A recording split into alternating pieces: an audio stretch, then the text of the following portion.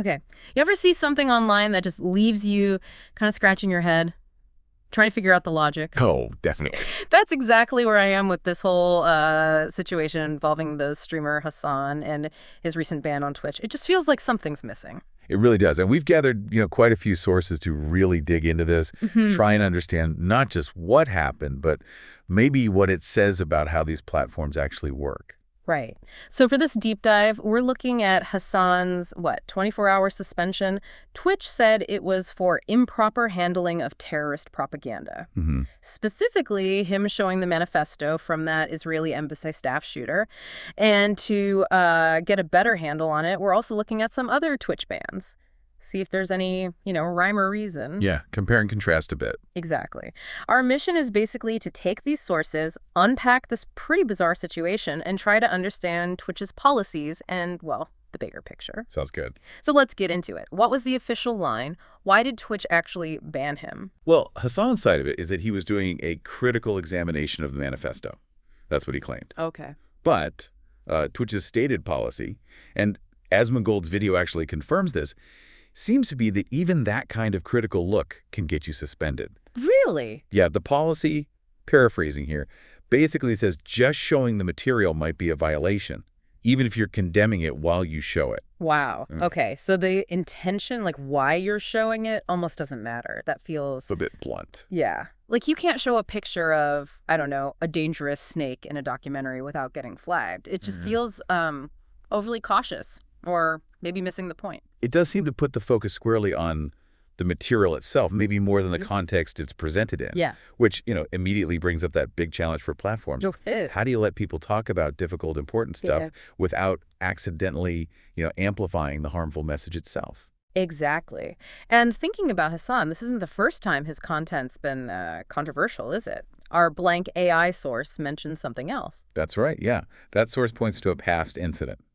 He interviewed a Houthi member and reportedly called him a Yemeni teenager, said, "We love you," made a little heart-hand gesture. And interestingly, Asmongold apparently defended him at first. Oh, really? But then changed his tune after seeing the whole clip. Which definitely makes you look at this latest thing, the manifesto incident, with maybe a more critical eye, right? Well, yeah. The blank AI source certainly implies some skepticism about Hassan's whole critical examination claim, given that history. They called it blatant misrepresentation. It makes you wonder if there's like a pattern. It definitely brings up the question of credibility, doesn't it? If someone has a track record, perceived or real, of presenting things in a potentially misleading way, then naturally people are going to question their motives when they handle something super sensitive like this manifesto. Right. Okay, now, the ban itself. Just 24 hours for showing what Twitch calls terrorist propaganda, especially when, it's his 6th ban? Yeah, 6th ban overall reporting. It feels incredibly short, like surprisingly short. It does seem pretty out of step with what Asmongold describes. He calls it Twitch's punishment pyramid. Punishment pyramid. Yeah, the idea that it escalates. A warning first, then maybe a day, 3 days, 7 days, 2 weeks, a month. Eventually permaban. Standard stuff for platforms trying to escalate. Exactly. Trying to give people chances before the final step. Yeah. But a 24-hour ban, especially for a repeat thing, doesn't really fit that pattern. No, it really doesn't. And when you compare it to other bans, that's where it gets really weird.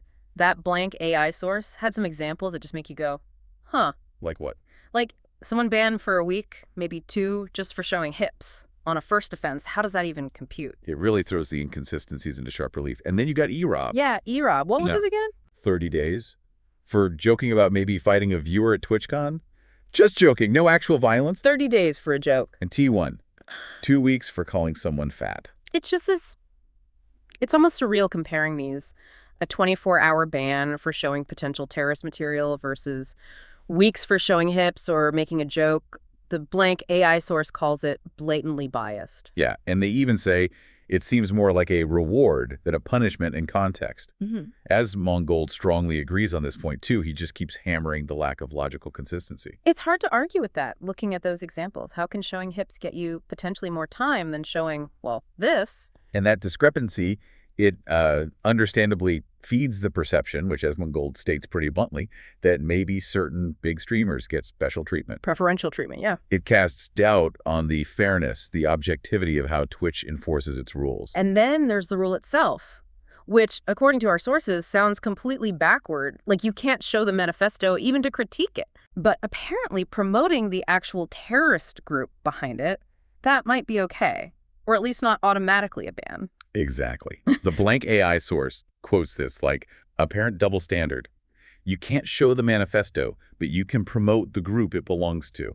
Ooh. Asmongold's reaction is basically just make it make sense. Which, honestly, sums it up pretty well. It's absurd. How could that possibly be the logic? Maybe it's some weird legal thing about hosting the actual document. Perhaps. A poorly thought out attempt to avoid liability for hosting the specific content, even critically. It's really hard to fathom the reasoning otherwise. It's like they're obsessed with the visual, the document itself, but maybe ignoring the deeper problem of like endorsing the ideology. It's just baffling. It really suggests a possibly superficial approach, doesn't it? Yeah. Just banning the display of a piece of paper, but not necessarily addressing the promotion of the group or the ideas behind it. It seems unlikely to actually stop harmful ideas from spreading. Yeah, probably not. And the fallout, the optics of this whole thing, predictably messy. Headlines everywhere, right? Hasan banned after violating terrorist content policies, stuff like that. Precisely. And as the blank AI source points out, the ban itself, even being so short, kind of validates the accusation that he was dealing with terrorist propaganda. Right. It confirms the label in a way. But then the short duration makes Twitch look like it doesn't actually care about how serious that is. Asmongold was very clear on this, too. He says the 24-hour ban creates the worst optics possible for Twitch. So Twitch basically handed Hasan's critics a talking point, while also signaling that, it wasn't that big a deal. Weird. It completely undermines whatever message Twitch might have wanted to send about the seriousness of breaking these rules. It really makes you think about the immense pressure these platforms are under trying to moderate content at such a massive scale. True. Now let's shift to the reaction in Hasan's chat during this. While he was showing the manifesto, apparently people were just spamming heart emotes. Yes. And Asmongold brings up the possibility that they might have even been Hasan's own custom emotes. Oh, wow. The blank AI source interprets this pretty strongly. They say it suggests he's cultivated an audience of people that are in some way sympathetic towards terrorist organizations. That is quite an assessment. It definitely raises serious questions, doesn't it? Yeah. About the community he's fostering and whether his content maybe unintentionally normalizes or even subtly encourages harmful views. Asmongold also sees it as a big red flag. He says it points to a problem and raises questions about Hasan's own accountability for his audience's reaction. It's a reminder, I guess, that creators do have some responsibility for the communities they build, right?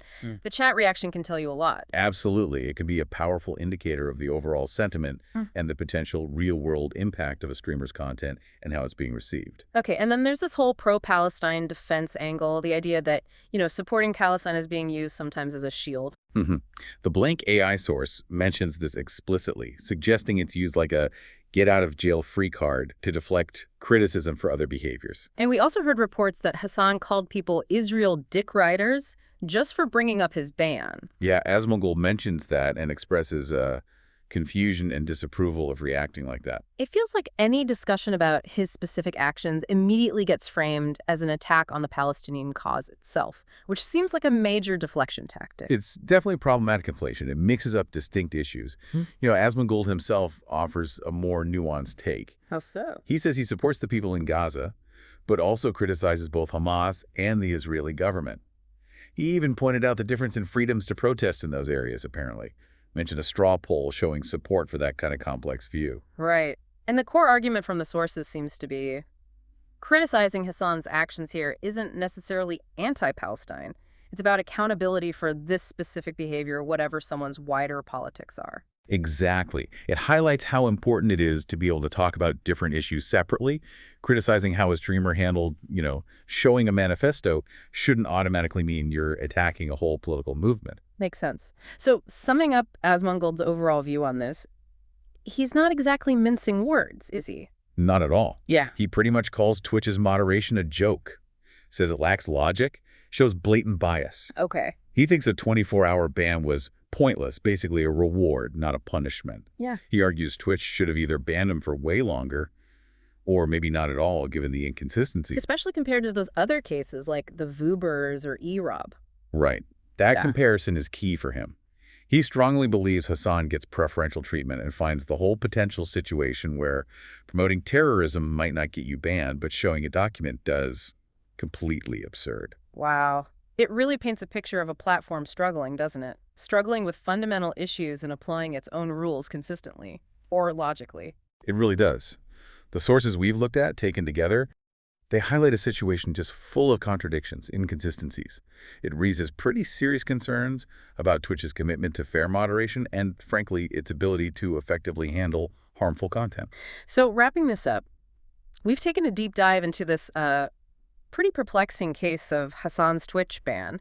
It's revealed what look like illogical policies, and it raises big questions about consistent moderation. Yeah, the sources really show a situation where Twitch's own rules seem to contradict each other. Yeah. And the punishments feel, well, misaligned, both with the alleged offense and with how others have been treated. Which leaves us, and you, with a final thought to chew on.